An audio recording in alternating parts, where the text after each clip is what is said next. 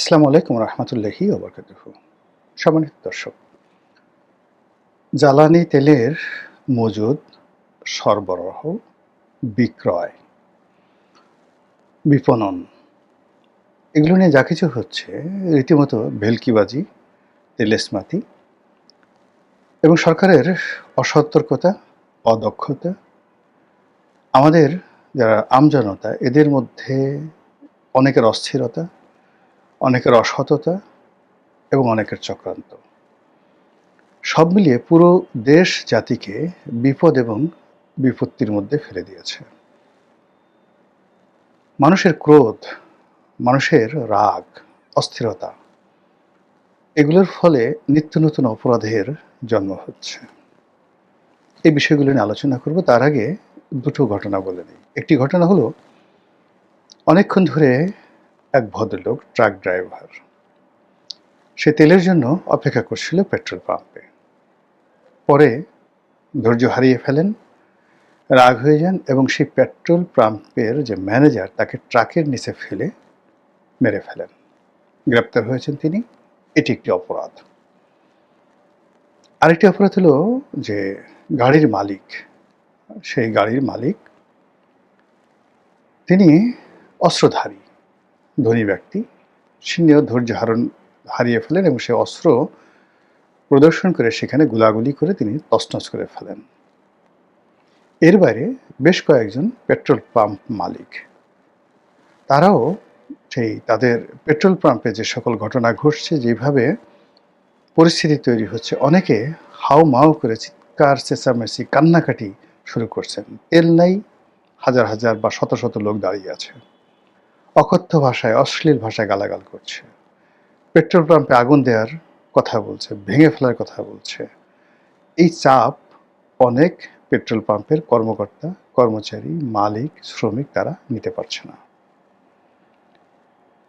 বিভিন্ন ডিপো আমাদের দেশে, জানেন যে আমাদের যে তেলগুলো, সেই তেলগুলো সমুদ্র পথে আসে, এখন ভারত থেকে পাইপলাইনের মাধ্যমে আসে এবং এই তেলগুলো ক্রুড অয়েল হিসেবে কিছু আসে, মানে অপরিশোধিত হিসেবে আসে আর পরিশোধিত হিসেবে আসে। এগুলো আমাদের যে একমাত্র চট্টগ্রামে যে ইস্টার্ন রিফাইনারি আছে, সেখানে রিফাইনারি হয়, যেগুলো অপরিশোধিত, আর যেগুলো পরিশোধিত সেগুলো সরাসরি বাংলাদেশে যে বিভিন্ন ডিপো রয়েছে, বিভিন্ন জায়গাতে ডিপো রয়েছে, 4টি কোম্পানি, পদ্মা, মেঘনা, যমুনা, 3টি কোম্পানি, তেল কোম্পানি।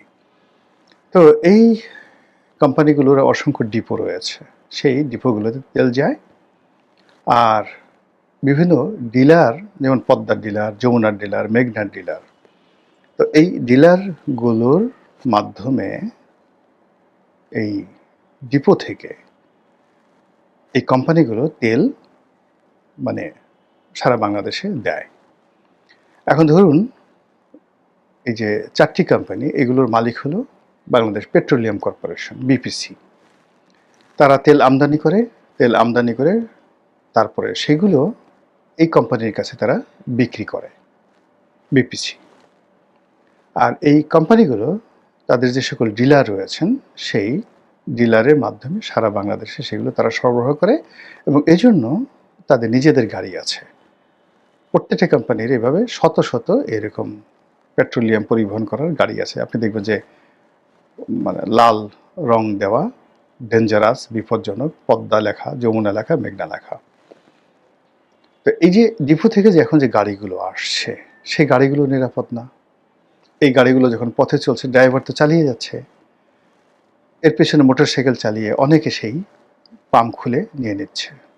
অনেকে মাঝপথে সেই লরি, বিভিন্ন কোম্পানির লরি আটকে সেখান থেকে তেল তারা ছিনতাই করে নিয়ে যাচ্ছে। এগুলো খবরে আসছে না, কিন্তু অসংখ্য ভিডিও ফুটেজ আমরা দেখতে পাচ্ছি।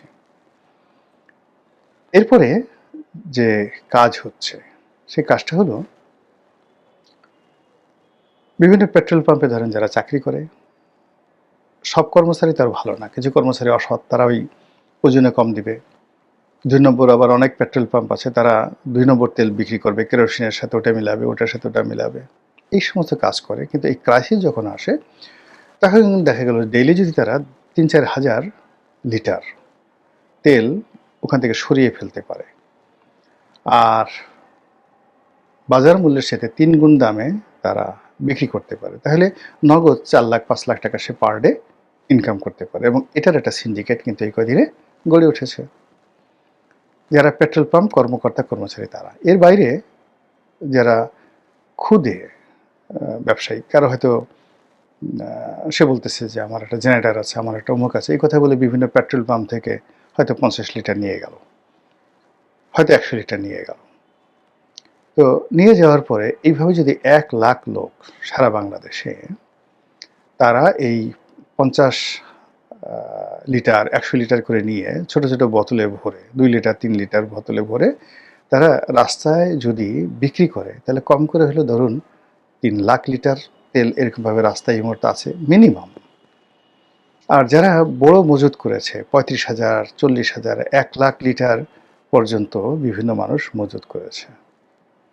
ফলে তেলের যে ক্রাইসিস, এই যে ক্রাইসিস, এটা কৃত্রিম এবং আমাদের অভ্যাসের কারণে আমরা এই কাজগুলো করে চলছি, নিজের অস্থিরতা দেখাচ্ছি, অনেকেই মন্দ কাজগুলো করছে, আর এই বিষয়গুলো সরকার নিয়ন্ত্রণ করতে পারছে না। এর ফলে এই তেল নিয়ে একটা নতুন অপরাধ জগৎ তৈরি হয়েছে। সরকার বলছে তেল বাংলাদেশ থেকে পাচার হয়ে ভারতে যাচ্ছে, এর কারণ হলো ভারতে বাংলাদেশের তেলের চেয়ে ওখানে মূল্য বৃদ্ধি, মানে মূল্য বেশি। অস্বাভাবিক নয়। হাজার হাজার লাখ লাখ, মানে যেখানে একটা পেঁয়াজ চোরাচালানি হয়, 1 কেজি পেঁয়াজ চোরাচালানি হয়, 10 কেজি চিনি চোরাচালানি হয়, তো সেখানে ডিজেল পেট্রোল তো অনেক আগের থেকে আমাদের সীমান্তে চোরা কারবারির পণ্য হিসেবে ব্যবহৃত হয়ে আসছে, আজকে না, সেই স্বাধীনতার পর থেকেই। তো কাজে এই ক্রাইসিস মোমেন্টে বাংলাদেশের তেল সীমান্ত পাড়ি দিয়ে ভারতে যাচ্ছে, অস্বাভাবিক না, কিন্তু দায়িত্ব তো সরকারের, তার অভিযোগ করলে তো হবে না। পুলিশ আছে, র্যাব আছে, বিজিবি আছে, কেন এই সীমান্তকে চেক দেওয়ার জন্য। ফলে তেল ভারতে চলে যাচ্ছে, এটা কোনো এক্সকিউজ না, এটা ফেরাতে হবে। তো এই যে দেখুন, চোরাচালানিতে কিছু মানুষ হঠাৎ করে জড়িত হয়ে যাচ্ছে, যারা হয়তো সীমান্তের পেট্রোল পাম্প থেকে স্বল্প পরিসরে চোরাচালানি করতে এখন সারা বাংলাদেশ থেকে সিন্ডিকেট করে সরকারকে বিপদে ফেলা বলেন, নিজেদের আয় রোজগার বাড়ানো বলেন, যা কিছু বলেন, তারা যে বিরাট একটা সিন্ডিকেট গড়ে তুলেছে, এটা অপরাধের একটা নতুন মাত্রা। 2 নম্বর হলো যে এই যে পেট্রোল পাম্প কর্মকর্তা কর্মচারীরা, তাদের যে অংশটি এই সময়টাতে অসৎ ব্যবসার সাথে জড়িত হয়ে পড়েছে। অর্থাৎ এই কয়েকদিনে সিন্ডিকেশন করে যদি এক একটা পেট্রোল পাম্প 1 কোটি 1.5 কোটি টাকা লাভ করে, তারা চিন্তা করে যে এরকম ক্রাইসিস যদি মাঝে মধ্যে 2-3 মাস পরে সৃষ্টি করা যায়, তাহলে সারা মাসে আমরা 1 লাখ টাকা নেট প্রফিট করতে পারি না, আর এই ধরনের ক্রাইসিসে আমি 1 কোটি টাকা ইনকাম করে ফেলছি, এটাই তো ভালো। এই অপরাধ প্রবণতা শুরু হয়ে গেল।